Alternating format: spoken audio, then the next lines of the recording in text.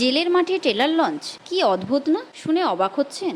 এই সেই বহু প্রতীক্ষিত বাংলা চলচ্চিত্র বিপ্লবী নাকি ডাকাত। আলিপুর জেলে ট্রেলারটি আনুষ্ঠানিকভাবে প্রকাশিত হলো। ট্রেলার লঞ্চ অনুষ্ঠানে উপস্থিত ছিলেন ছবির পরিচালক প্রতীক্ষিত বসু, প্রধান অভিনেতা জিৎ, অভিনেত্রী সহ চলচ্চিত্র জগতের বহু বিশিষ্ট ব্যক্তি।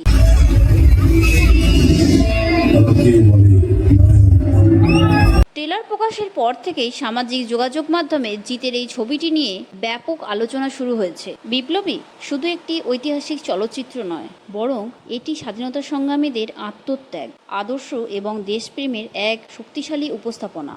গল্প না, সিনেমার উদ্দেশ্য বর্তমান প্রজন্মের কাছে ইতিহাসকে নতুনভাবে তুলে ধরা। যে কোনো অভিনেতার কাছে একজন বিপ্লবীর চরিত্রে অভিনয় করা কেরিয়ারের অন্যতম বড় অভিজ্ঞতা। প্রায় 2.5 মিনিটের ট্রেলারে দেখা যায় স্বাধীনতা আন্দোলনের বিভিন্ন উত্তেজনাপূর্ণ মুহূর্ত এবং দেশপ্রেমের শক্তিশালী বার্তা। মঞ্চে দাঁড়িয়ে ঘোষণা হলো স্বাধীনতা দিবসের আগের দিন বিপ্লবীর মুক্তি, 14ই আগস্ট। এখানেই শেষ নয়। অনন্ত সিং শুধুমাত্র একজন বিপ্লবীর গল্প না, এর পেছনে আছে বিশেষ এক ঐতিহাসিক গল্প। বাকি কাহিনী সিনেপর্দার পরবর্তী সিনে।